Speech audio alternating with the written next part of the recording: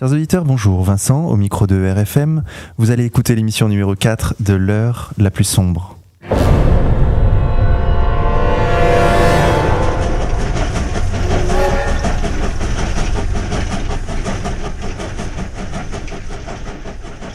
Chers auditeurs, pour cette 4e émission, nous avons l'honneur d'accueillir Dimitri Corias. Dimitri, bonjour. Bonjour. Merci d'avoir accepté notre invitation. Vous êtes membre de la rédaction d'Égalité et Réconciliation. Vous avez travaillé dans les médias mainstream, télé, presse écrite, radio, et avez publié dernièrement un livre intitulé « La télévision malade du sionisme », paru aux éditions Contre-Culture. Nous allons en parler tout à l'heure. Mais avant cela, chers auditeurs, sachez que vous avez été nombreux à réagir sur le sujet de la semaine dernière, les chemtrails. Apparemment, ce sujet divise. Dimitri, les chemtrails, ça vous parle ? Oui, j'ai vu un papier dessus passer sur le site, une brève, mais j'ai pas encore eu le temps de le lire. Mais je pense que c'est passionnant. Voilà, je pense que le mieux, c'est d'abord de lire le livre de Claire Séverac, La guerre secrète contre les peuples, pour y voir déjà plus clair. Ou sinon d'aller jeter un œil sur les reportages traitant du sujet et publiés sur le site d'Égalité et Réconciliation, par exemple le documentaire très instructif Bye Bye Blue Sky. Chers auditeurs, comme chaque semaine, je suis accompagné de mon complice Xavier de la rédaction d'Égalité et Réconciliation. Xavier, bonjour. Bonjour Vincent, bonjour à tous. Bonjour Dimitri. Bonjour Xavier. Alors aujourd'hui, nous allons d'abord traiter de l'actualité sous l'angle de la rentrée médiatique avec les commentaires éclairés de notre invité de la semaine.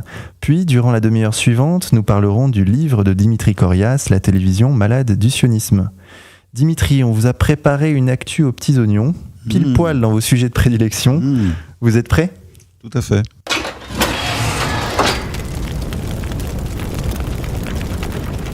Première actualité, Vincent Bolloré. La rentrée médiatique, ce n'est pas l'éviction de Claire Chazal, non, c'est d'abord et avant tout ce feuilleton de l'été où on a vu le landerneau politico-médiatique se mettre en branle contre un homme, Vincent Bolloré. Xavier ?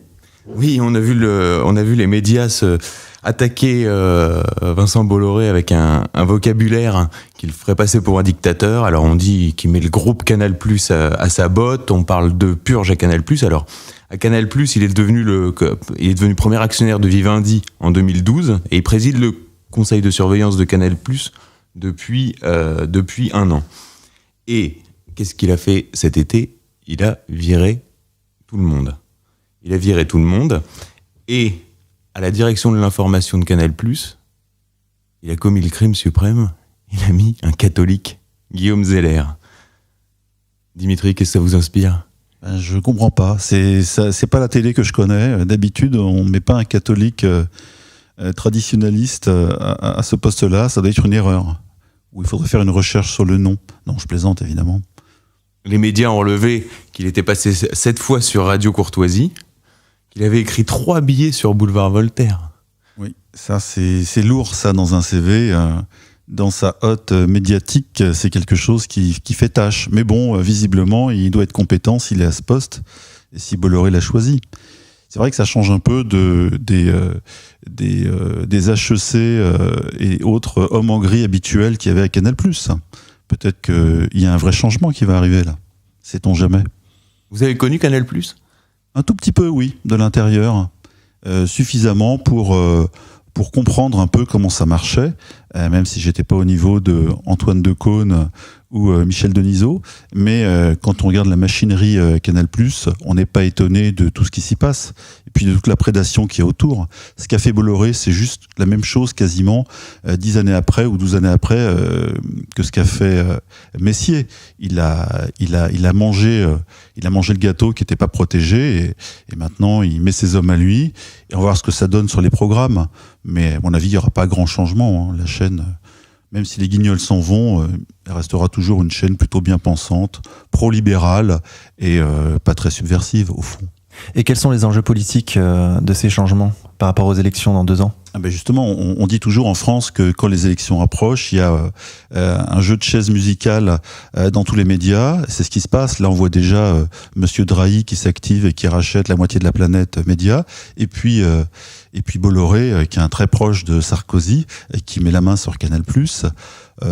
Sachant déjà que le groupe Bouygues, lui, possédant TF1 est très proche de Sarkozy, on sent l'ombre de l'ancien perdant de 2012 approcher.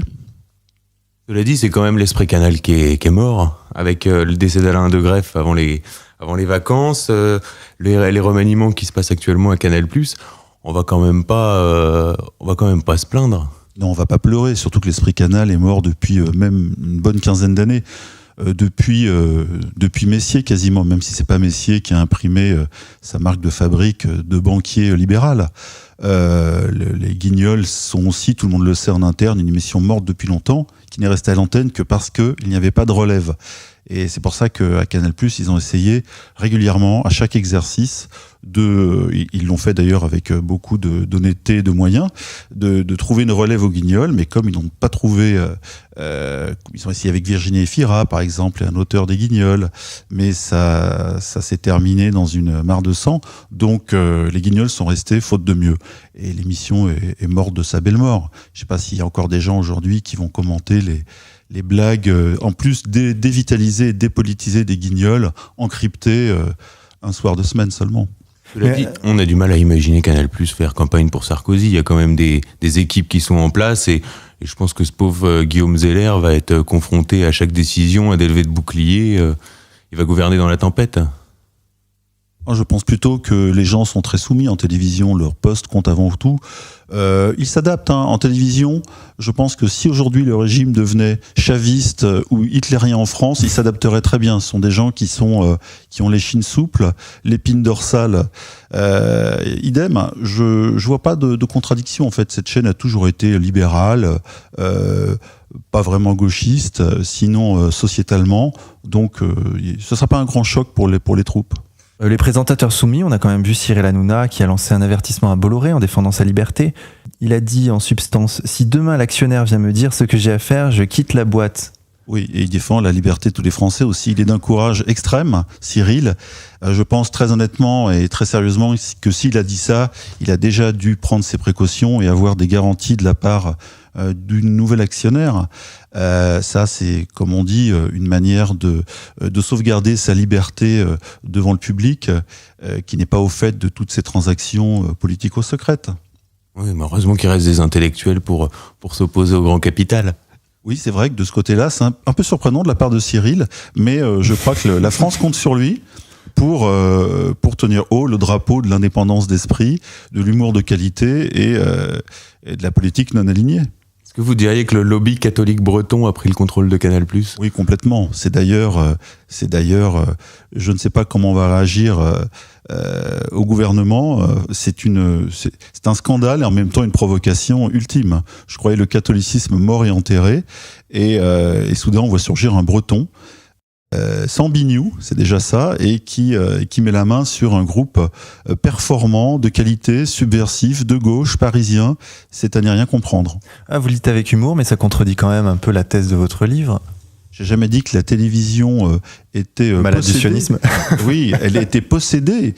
Mais quand on regarde depuis 20 ans Canal+, il n'y a jamais eu d'attaque frontale du sionisme. Il y a toujours eu une adaptation aux idéaux du sionisme, ou en tout cas à sa structure conceptuelle. Et donc Canal+ est une chaîne très compatible. C'est l'histoire de la World Company. C'est Stallone qui incarne la World Company à Canal+. C'est-à-dire que c'est bien connu que les Siciliens bodybuildés ont tout le pouvoir sur Hollywood, sur Wall Street. Oui, comme vous le dites, Siciliens bodybuildés. D'ailleurs, je vais faire une recherche sur le nom, la généalogie de Stallone, pour voir un petit peu ce qu'on y trouve. Canal+, tout le monde le sait, a fait travailler ses auteurs.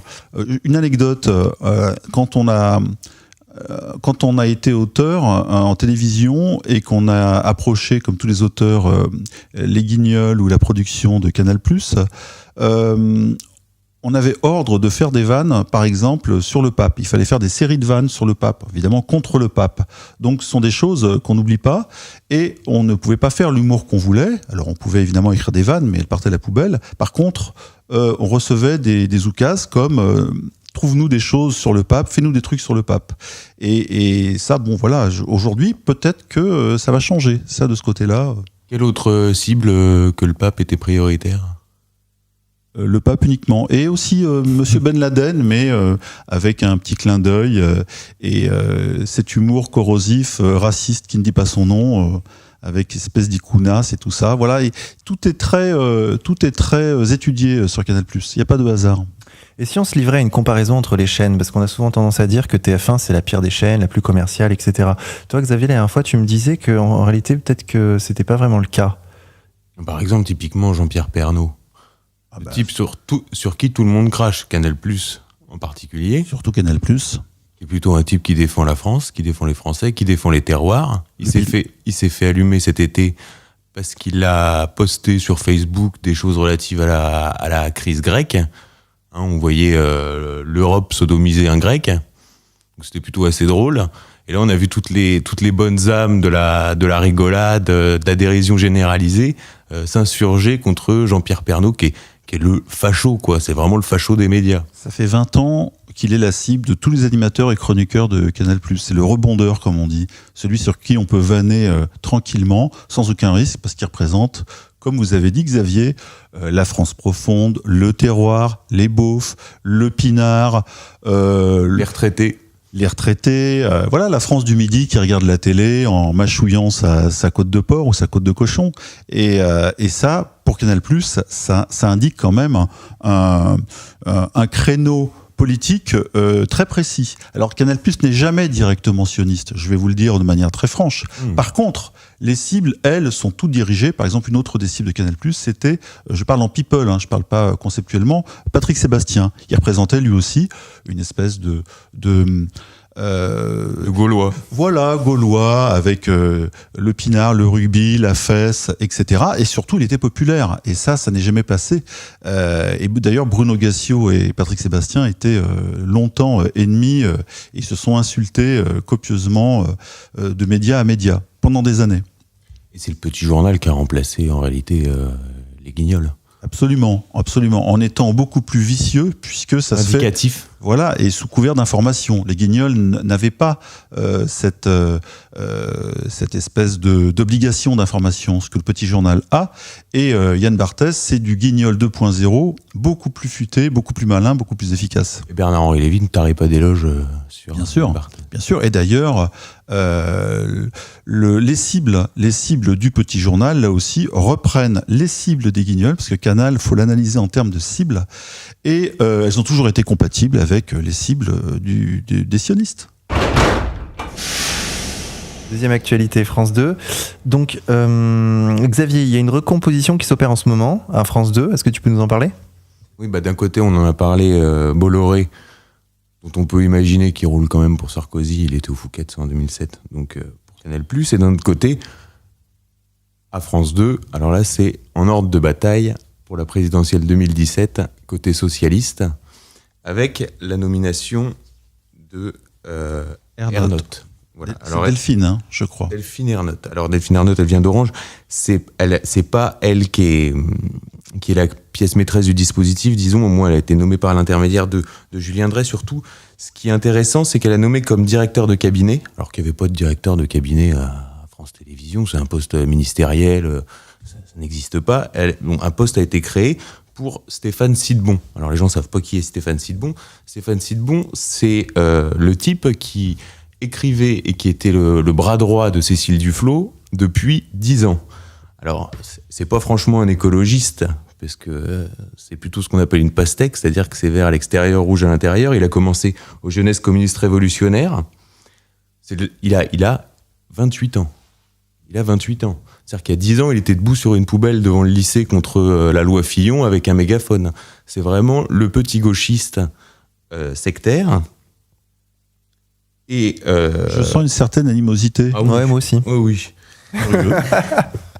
Assumé. Et donc c'est Denis Pingot, qui est proche de Fabius, lui aussi ancien de la LCR, qui a œuvré pour cette nomination. Les réseaux trotskistes. Oui, les réseaux trotskistes sont bien là à France Télé. Ils ont toujours été là, ils sont jamais partis. Ils ont toujours été là, mais plus que jamais. Et qu'est-ce qu'on observe ? Qui vient d'être nommé président à la direction de France 5, Michel Field. Oula. Un commentaire, Dimitri ? J'ai écouté le silence. Michel Field, c'est un baron de la télévision, c'est un baron de la télé. Il est passé partout, TF1, Télé Publique. Il a des amis partout. C'est un bon gars, un bon vivant, qui aime la vie, l'amour, les femmes, et qui sera très très bien à ce poste. De toute façon, il remplace qui déjà, France 5, que je ne dise pas de bêtises. Jérôme Clément, non, Jérôme Clément, c'est pas là. En tout cas, Michel Field, voilà, il a sa place sur la chaîne du savoir et des documentaires. Alors, par ailleurs, à France 2, on a la nouvelle équipe de On n'est pas couché, qui est quand même la tranche stratégique, puisque c'est la tranche qui fait l'opinion, puis c'est ce qui a amené à faire le buzz, à avoir des rebonds sur Internet. On est quand même passé en 10 ans du duo Zemmour-Pollack, c'est-à-dire une gauche un peu impertinente et une droite, disons, de conviction souverainiste, à Moix-Salamé, c'est-à-dire gauche... Gauche libanaise. Gauche libanaise et gauche germanopratine, quoi. Et oui, c'est bien, c'est une évolution très parisienne et internationaliste. Je trouve ça merveilleux. En plus, ils sont beaux tous les deux. D'ailleurs, s'ils pouvaient coucher ensemble, ça serait encore mieux pour les journaux People. Non, c'est vrai, politiquement, c'est triste. Mais voilà, l'émission a été dévitalisée doucement par France Télévisions. Je remarque une chose sur France 2, quand ils ont une émission qui marche, comme tout le monde en parle, Première Époque et On n'est pas couché, Première Époque, hein, comme vous le soulignez, avec une paire de chroniqueurs assez rentre-dedans, eh bien, ils finissent toujours par la dévitaliser. D'accord. Et est-ce que, par rapport à cette recomposition qu'on observe à Canal+ et à France 2, est-ce qu'on peut avoir une analyse globale de la situation dans les médias en France actuellement ? Est-ce qu'il y a du mouvement ?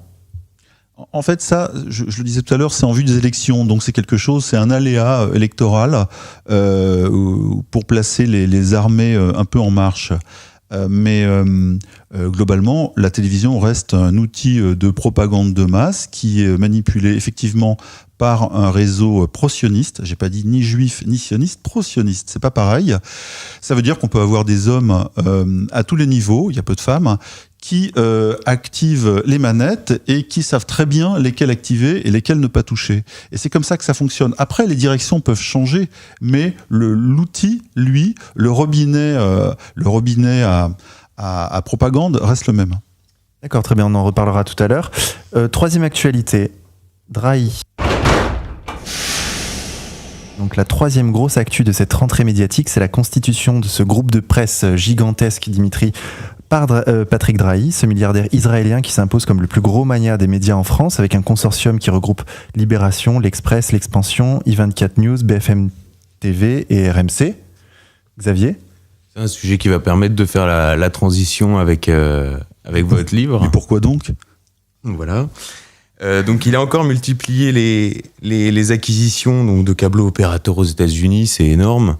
On en a déjà beaucoup parlé, c'est quasiment une pyramide de Ponzi. Même j'ai vu cette semaine l'œil du 20h, donc le 20h de France 2 qui a consacré un sujet en expliquant que ça ne pouvait pas tenir. Et alors ce qui est amusant, vous qui avez connu les médias mainstream, c'est comment vous expliquez que ces gens qui sont à 80% de gauche se retrouvent à travailler pour quelqu'un qui incarne le capitalisme le plus prédateur et l'État d'Israël qui est l'État qui bafoue le plus les droits de l'homme. Je ne me l'explique pas, Xavier. Ça doit bien les faire chier quand même, non ? Quelque part. Oui, mais comme on dit, hein, quand on lève pas les yeux quand on a les yeux dans la gamelle et on regarde pas qui vous sert la soupe. J'ai un exemple là-dessus.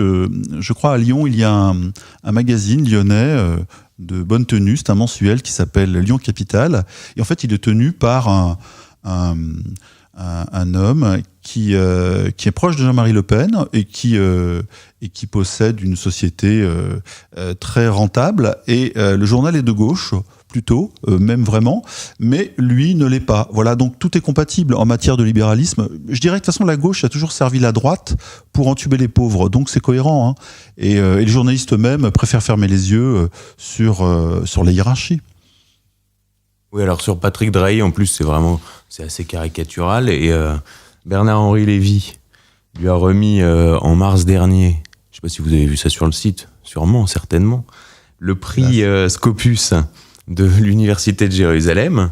Il a prononcé un discours qui s'appelle Patrick Drahi, les Juifs et l'argent. Il rappelle d'ailleurs le livre de Jacques Attali là-dessus, hein, un livre assez courageux. Et alors, il a prononcé un discours, écoutez, Adolf Hitler aurait rien à redire à ce discours-là. je cite, « Citizen Dry, régnant sur ce territoire sans limite ni frontières que nous assignent les technologies dont vous êtes l'industriel. Vous êtes aussi l'un de ces Gidiens que l'idéologie française réprouve depuis un siècle, mais dont nous avons cruellement besoin en ces temps de lourdeur indigène et d'étouffement chauvin. Vous êtes l'un de ces citoyens du monde, impossible à assigner à une souche, à enfermer dans une appartenance, à épuiser dans l'un de ces 3 N, le natal, le nationalisme, le naturel. » J'ai cru que c'était Nart ou Nebel, j'ai eu peur à la fin. Oui, ben voilà, c'est du BHL complètement relâché et décomplexé. Et puis alors, c'est mieux. Ensuite, il lui a parlé du Talmud. Alors, il lui parle du Talmud. C'est cet outil très spécial qui a pour propriété, nous dit toujours le Talmud, la banalité, la neutralité, la convertibilité et la sécabilité. En anglais, il parle de l'argent. Et qui s'appelle donc l'argent. Contre le talion, l'argent. Pour casser la machine à tuer, l'argent. Shalem, payé pour réinstituer Shalom, la paix. Telle est la dernière fonction éthique de l'argent. Là encore, l'argent ne produit pas la barbarie, il la contient, l'évite et, à la lettre, l'économise. L'argent, comme instrument de cet embellissement du monde auquel le Midrash, dans un texte que j'ai commenté dans les gloses de mon hôtel Europe, nous dit qu'Édom, donc ça c'est nous, peut œuvrer quand il prend soin de ne pas oublier la part due à Jacob. Donc ça c'est Nanar de Babel Oued. Mais Jacques Attali, je le répète, dit la même chose dans son livre sur les Juifs et l'argent, et il dit que voilà, les Juifs ont pour lui, historiquement, on doit gagner de l'argent pour la générosité envers les frères humains, les pauvres, etc. Alors ça s'applique pas à la Palestine, mais dans les communautés juives, par exemple en Europe de l'Est, le riche ou celui qui s'était enrichi devait reverser une part importante de sa richesse à la communauté qui n'avait pas eu cette chance. Et puis s'enrichir pour accomplir ce commandement de la Kabbale, le Tikkun Olam, pour réparer le monde. Voilà, c'est ça, réparer le monde. Ouais. Ce que vous dites dans votre livre, en fait, page 38, au chapitre Argent cachère, vous expliquez qu'en fait cet amalgame juif et argent est entretenu en réalité par les juifs eux-mêmes dans les médias. Absolument, et d'ailleurs j'ai relevé, j'en ai mis que 3%, j'ai relevé toutes les phrases que des juifs ou sionistes eux-mêmes dans les médias prononçaient avec au premier ou second ou troisième degré. Mais en tout cas, c'est pas la peine d'aller chercher des phrases de Goebbels. Elles sont toutes prononcées, voilà, ou quand...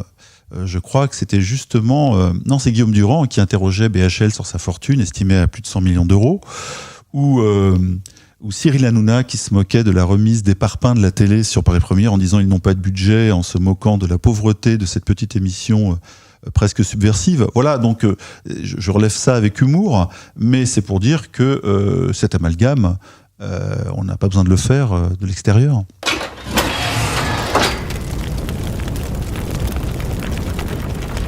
Chers auditeurs, après avoir parlé de cette rentrée médiatique, nous allons passer au cœur du sujet. Dimitri, nous allons maintenant aborder la question de votre livre. Alors avec Xavier, nous l'avons lu, donc moi je le recommande aux auditeurs, vraiment, parce que c'est un livre passionnant. Je l'ai lu d'une traite. C'est une entreprise de démolition du système médiatique, appuyée par de nombreuses citations de personnalités médiatiques. Alors Xavier, tu as lu toi aussi ce livre, qu'est-ce que tu peux en dire ? J'ai une question à poser à Dimitri Corias. Là. Le sionisme, c'est une maladie ?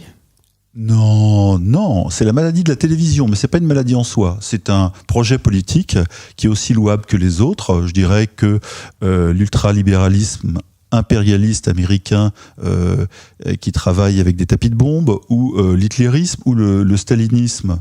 Et c'était 34, pardon. Le sionisme en soi ne fait pas de mal. On a le droit d'être sioniste. Il n'y a pas d'interdiction. En revanche, ce que je dis, c'est que le sionisme à la télé démolit la télévision. En fait, mon livre n'est pas une entreprise de démolition de la télévision. C'est juste un regard un peu à la fois de l'intérieur et de l'extérieur.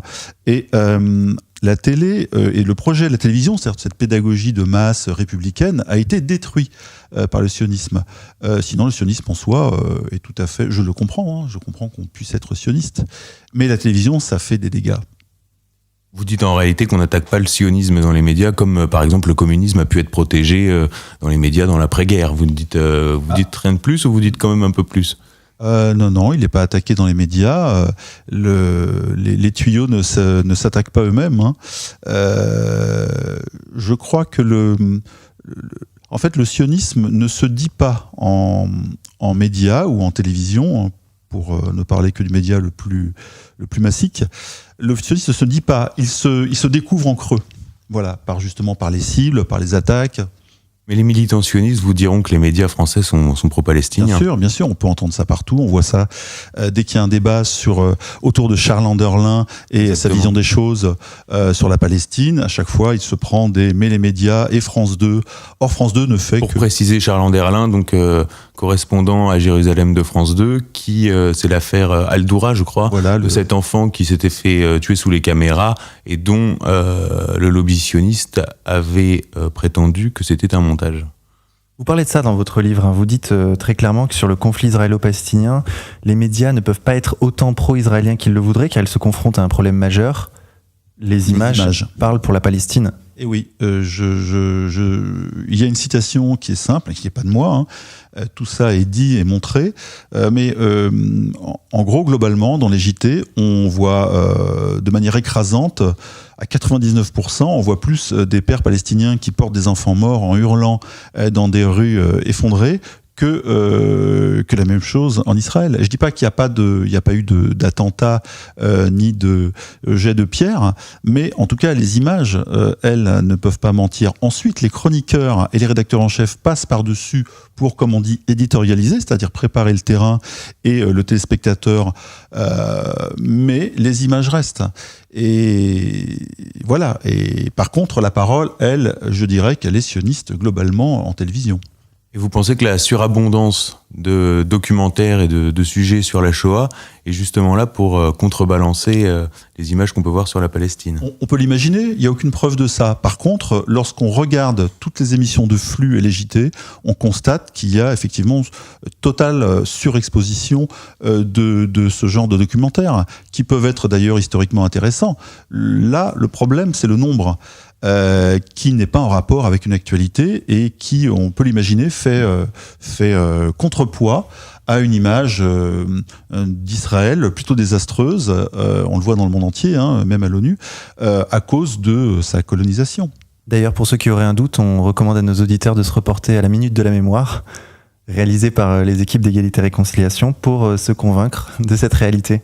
Chaque semaine, on peut en prendre des carottes, comme on dit en archéologie ou autre, et on peut trouver tous les jours même des allusions au nazisme et à la Shoah en télévision. On peut, et de manière démontrée. Alors moi j'ai une question, vous abordez pas ça dans votre livre, et ça m'a un peu étonné, c'est l'origine de cette sionisation des médias en France.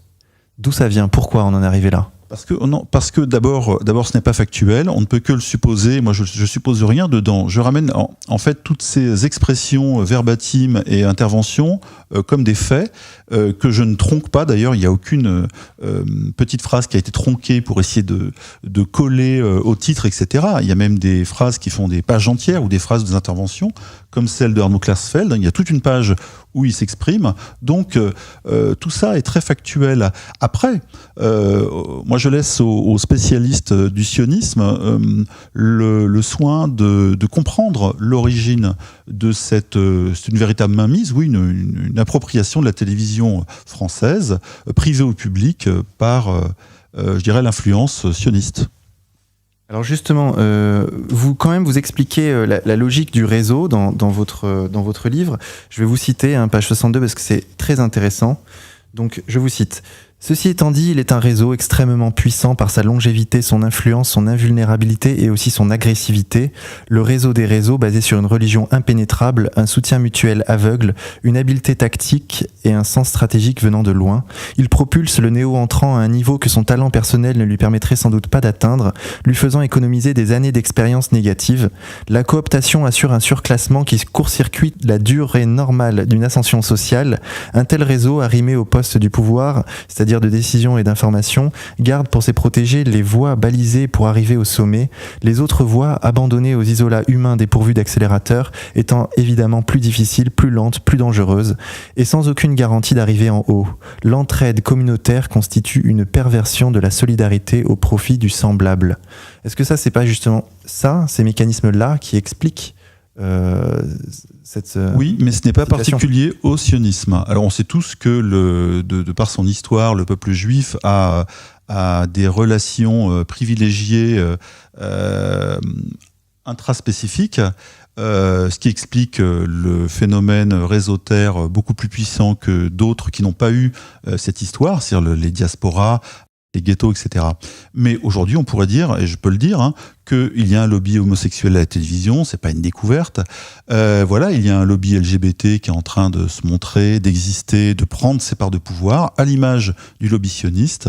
Et c'est d'ailleurs ce qu'avait écrit Alain Soral il y a une dizaine d'années déjà, en parlant de compétition des victimaires des communautés, et on est en plein dedans, mais la télévision, elle, on voit évidemment à l'œuvre le lobby sioniste, mais il y en a d'autres, sauf qu'ils sont moins puissants.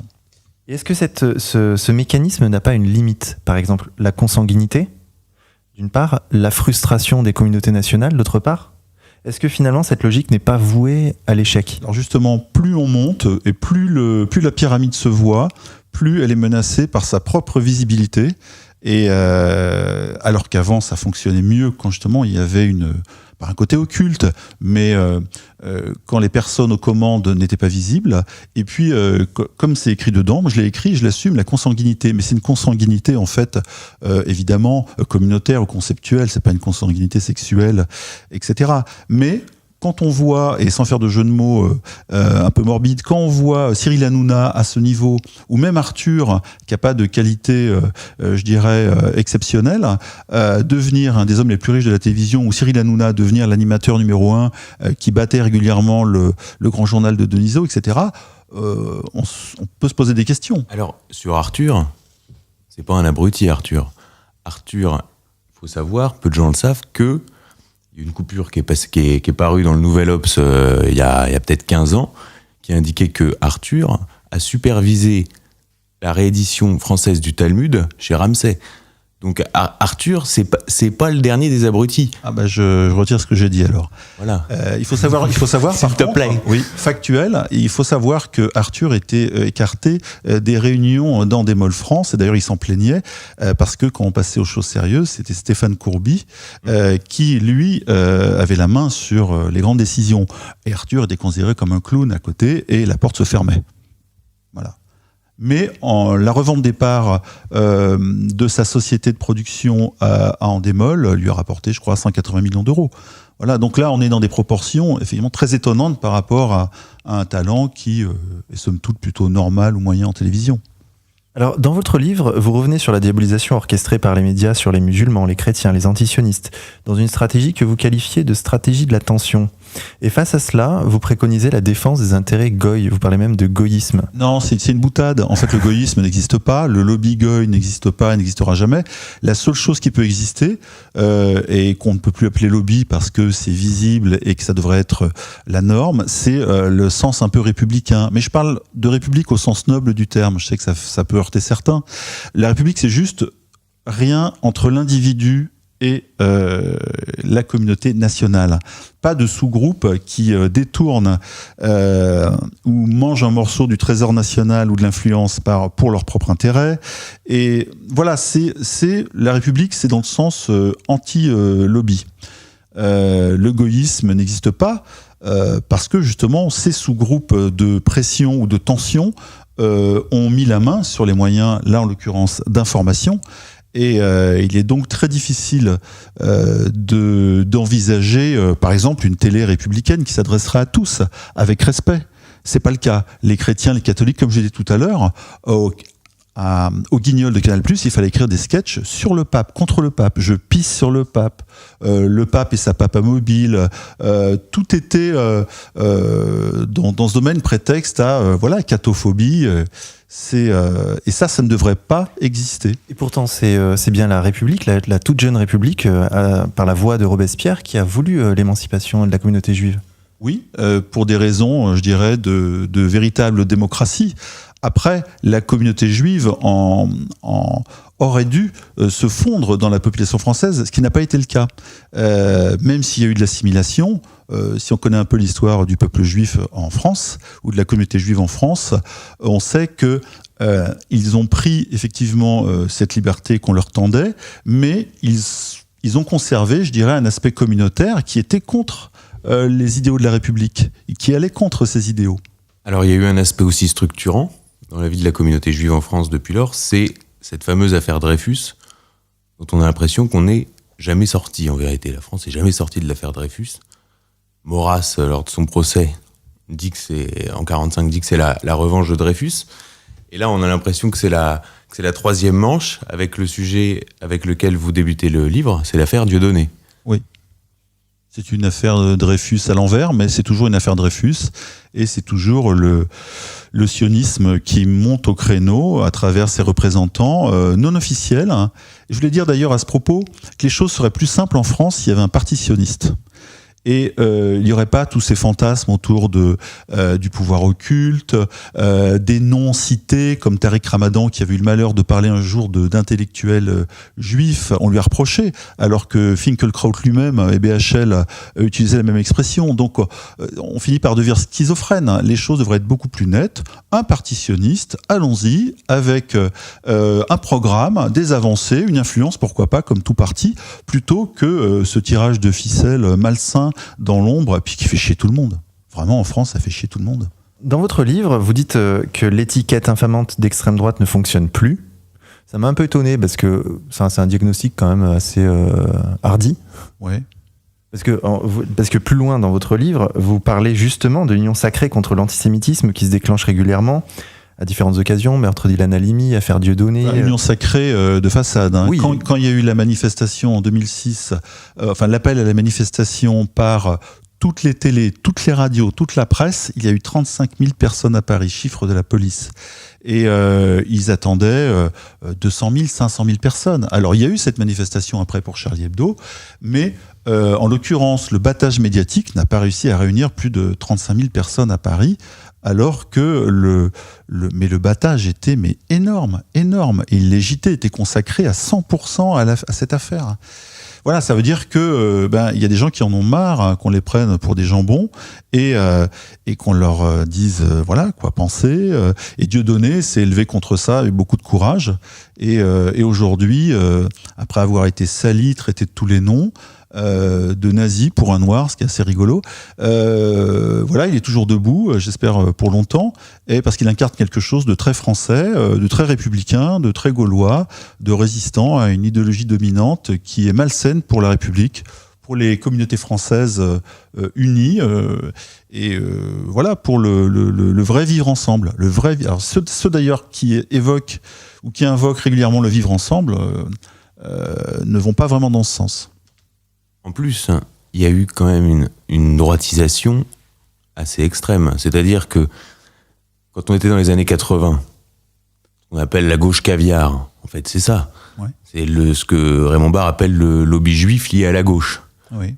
Or, aujourd'hui, ces gens-là continuent à être de gauche à Paris, alors que, comme dirait Zemmour, c'est Barès à Jérusalem. Et c'est cette différence-là, c'est cet écart-là, qui est de plus en plus visible et qui rend cette domination que vous dénoncez insupportable. Voilà, et le pouvoir de droite qui n'a jamais changé et des paroles de gauche qui deviennent de plus en plus farfelues, c'est grotesque. Le pays emprunte une route politique et le discours en emprunte une autre, et les gens vivent dans une schizophrénie. Et il faut que ça s'arrête un jour. Les types soutiennent Sharon, soutiennent Netanyahou et nous demandent d'accueillir les migrants.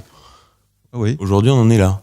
Voilà, avec des contradictions. Mais quand on subit ce genre de contradictions médiatiquement et informationnellement, on préfère en rire, parce que à notre niveau, on n'a pas le pouvoir de changer ça directement.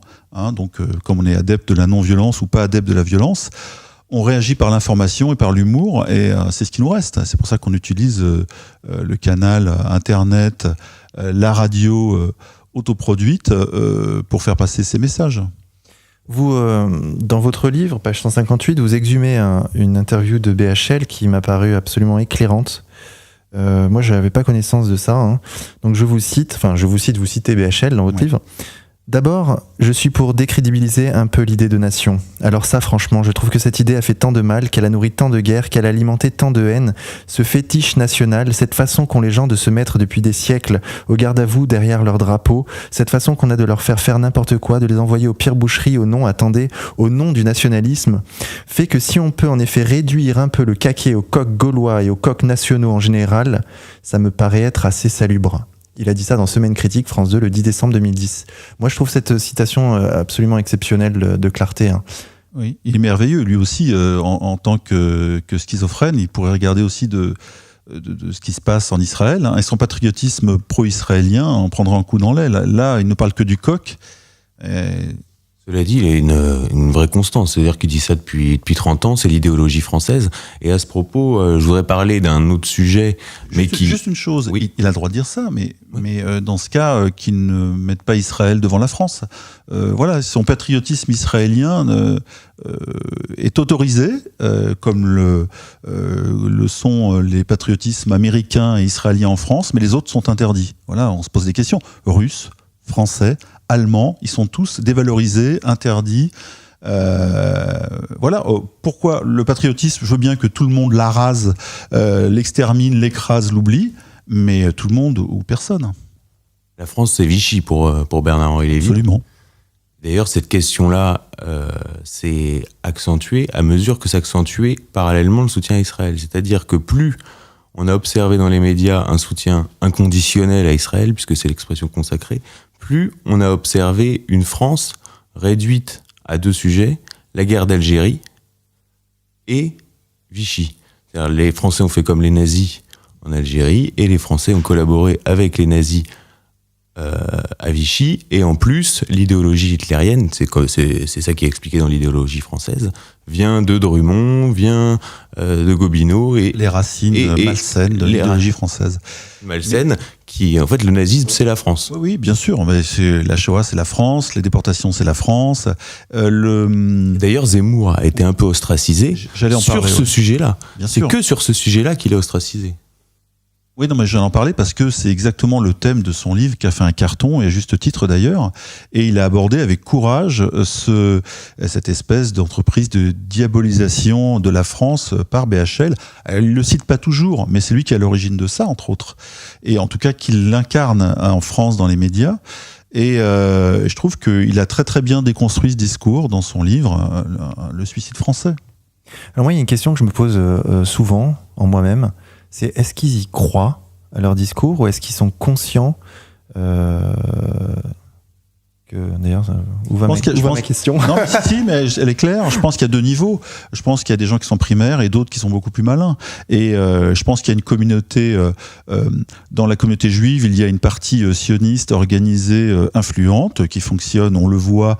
On l'a vu d'ailleurs le fameux jour où il y a eu on a vu sur BFM TV défiler tout ce que le lobby sioniste comptait de symboles médiatiques pour aller conspuer Dieudonné et l'empêcher de se produire, je crois, à côté de Nantes. Et ce jour-là, on a vu, il y a une page entière, je crois, du livre dessus, on a vu le lobby sioniste français en action sur le plateau de BFM TV. Ils y sont tous passés au cours de la journée. Et j'ai noté toutes les minutes, toutes les heures, les temps de passage des gens, de Arno Klarsfeld à Kuka, et ça a fini le soir par BHL, et voilà, et tout est là.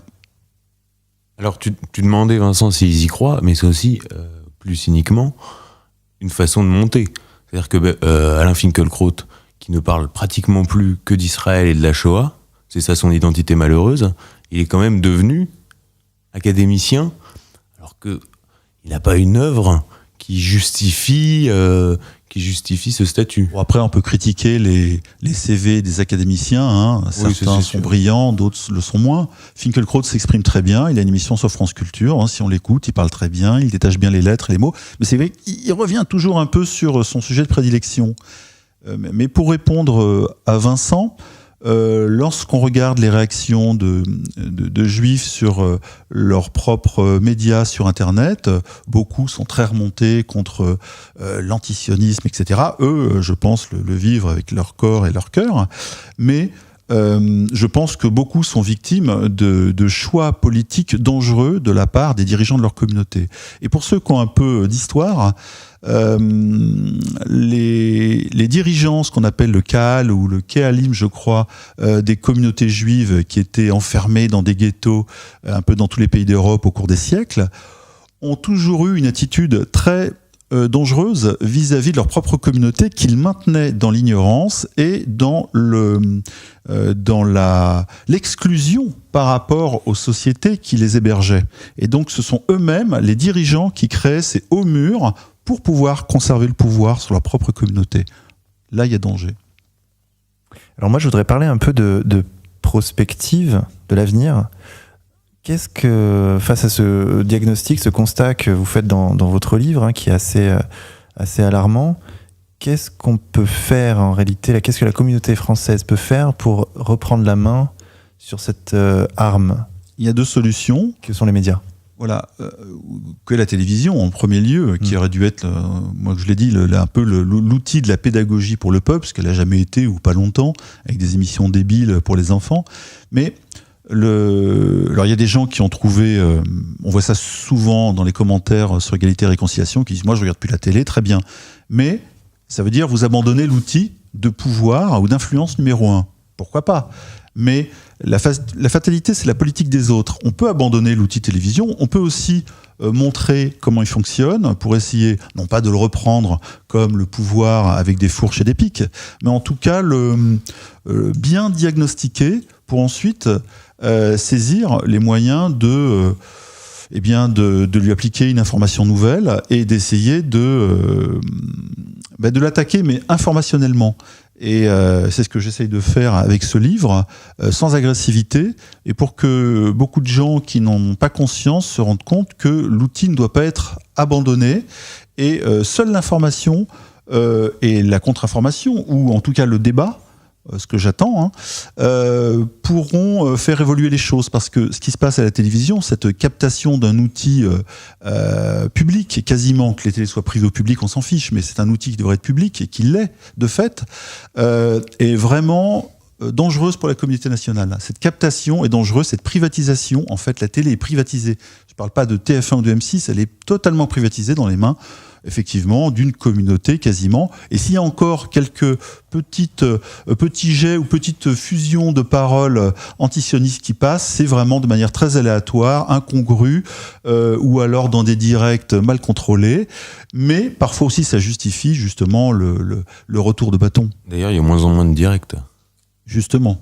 La télé est de plus en plus sous contrôle, les émissions en direct, lorsqu'elles le sont, comme par exemple celle aujourd'hui de Ruquier, qui fait de temps en temps des directs, et bien déjà on vire Nolo et Zemmour, histoire de ne pas avoir d'attaque d'invités ou de BHL perturbé sur sa chaise. Donc le contrôle se voit de cette façon. Mais la télé, de toute façon, va vers sa mort. Et on le voit, les audiences baissent, tout se casse la gueule. Les jeunes, les 15-25 ne la regardent plus du tout. Donc TF1 est à vendre depuis un certain temps, ça marche pas. France 2, France Télévisions est en déficit chronique, Radio France aussi, on peut parler de la radio. D'ailleurs, je prépare un livre là-dessus aussi sur la radio. Donc ça va vers le gouffre. Et en creux, vous parlez d'Internet, qui est cet espace de liberté nouveau qui nous est laissé temporairement au moins à la mouvance, à ceux qui sont contre le système.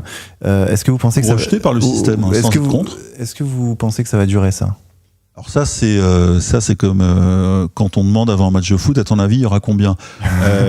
Aucune idée, ça peut faire 3-0 à la mi-temps ou 4-4 ou 2-2. Ils sont quand même en train d'essayer de reprendre en main Internet à travers des lois. Oui, ils tuent la télé et d'un autre côté ils reprennent le net en main, et s'ils continuent comme pour la télévision de la même façon, ils tueront le net. Mais je pense que si on prive quelqu'un de la parole, alors là c'est le geste qui prend le... voilà, donc si on voit bien que les gens qui ne savent pas verbaliser s'expriment autrement, et la violence c'est un problème de verbalisation. Et c'est pas une menace, ça c'est une réalité sociologique. Vous pensez que les activités d'Alain Soral d'égalité et réconciliation sont observées au plus haut lieu dans le monde de la télé.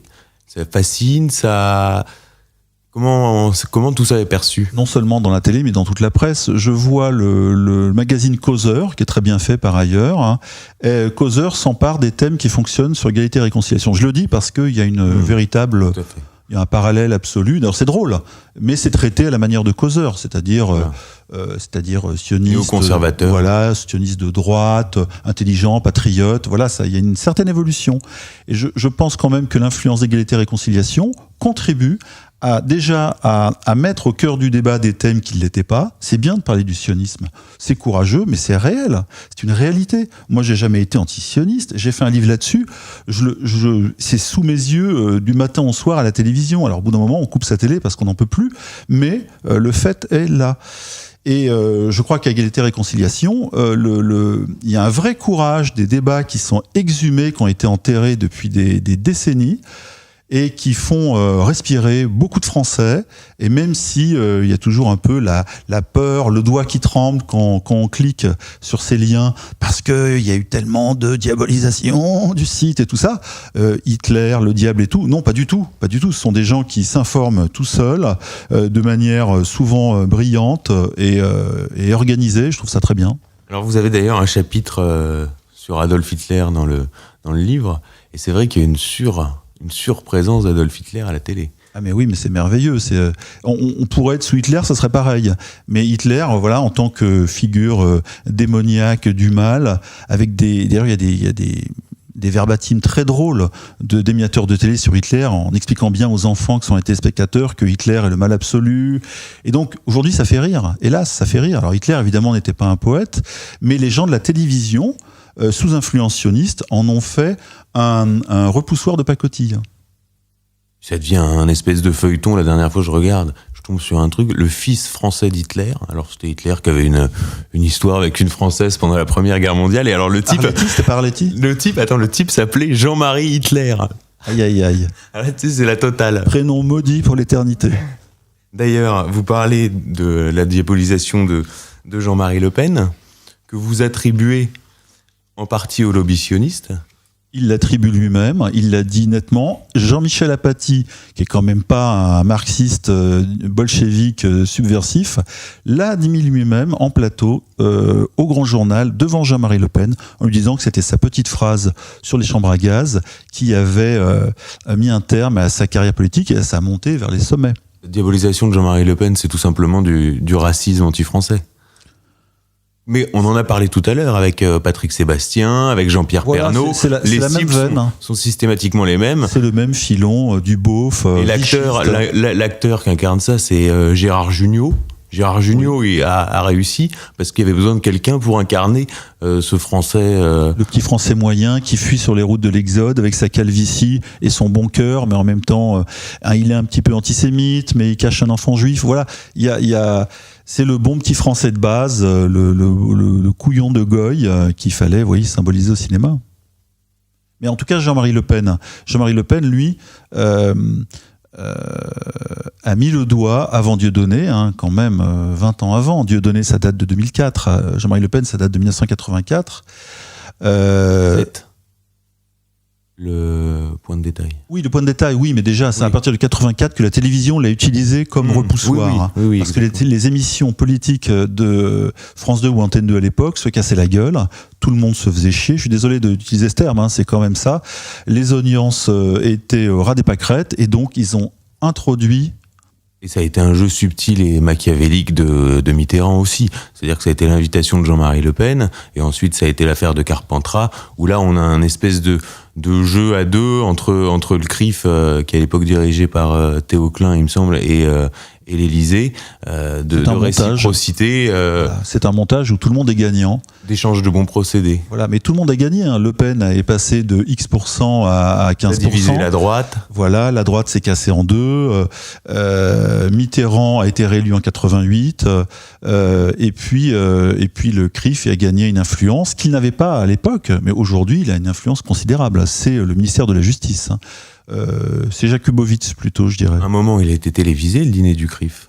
Le dîner du CRIF a été télévisé et au bout d'un moment ils se sont rendus compte qu'il fallait arrêter. Mais il y a eu une année ou deux où ça passait même en prime sur BFM, c'est-à-dire que c'était l'événement politico-mondain parisien, tout Paris y est. Alors il y avait les journalistes, les machins, ils interviewaient les gens et ainsi de suite.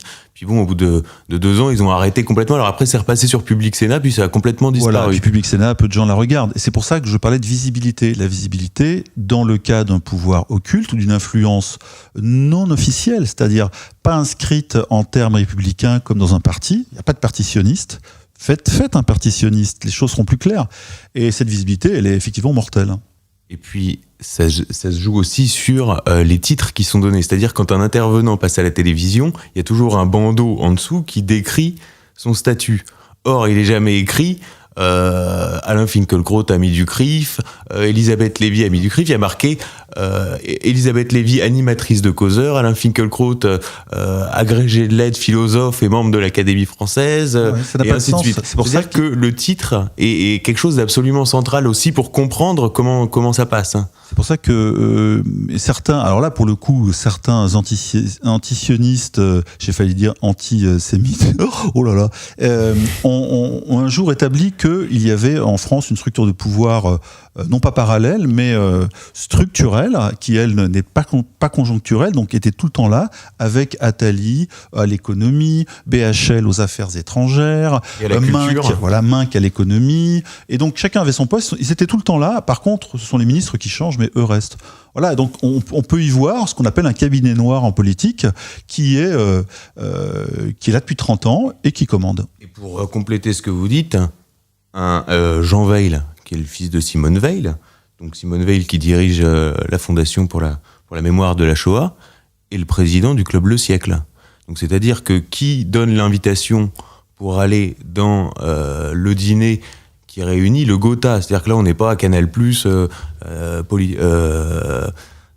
Culture au mondain, ainsi de suite. Non, là c'est le Gotha, finance, les affaires, et ainsi de suite. Les journalistes. C'est le pouvoir, le vrai pouvoir. C'est pas seulement la visibilité. Le système médiatico-politique. C'est Jean Weil qui décide qui est invité.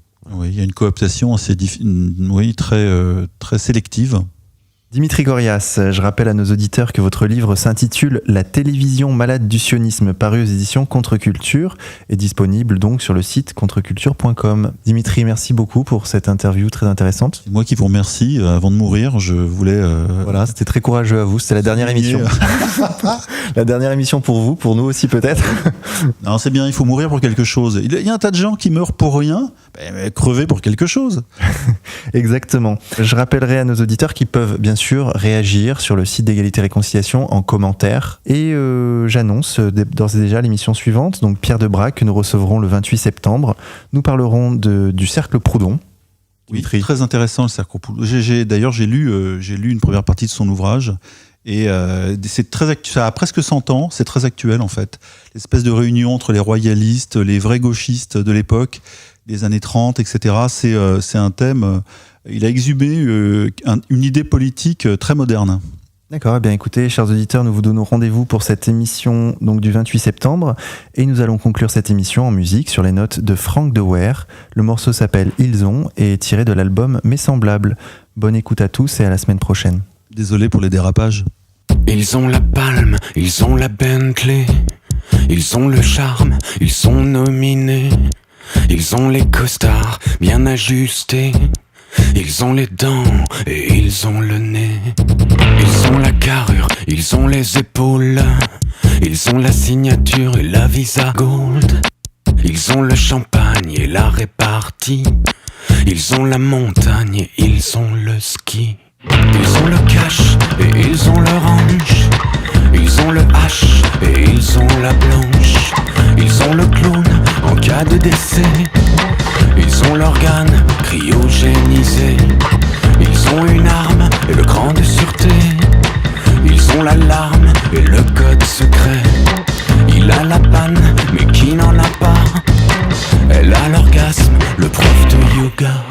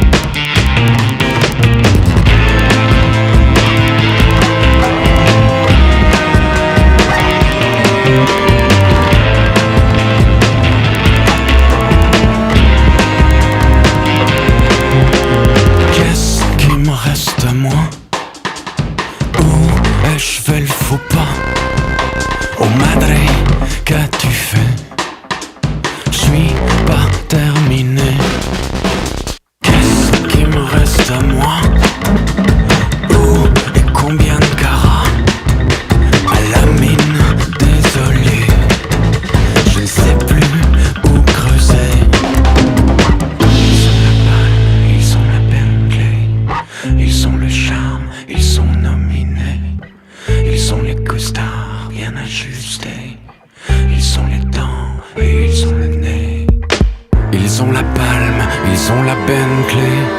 Ils ont le charme, ils sont nominés. Ils ont les costards bien ajustés. Ils ont les dents et ils ont le nez. Ils ont la carrure, ils ont les épaules. Ils ont la signature et la Visa Gold. Ils ont le champagne et la répartie. Ils ont la montagne et ils ont le ski.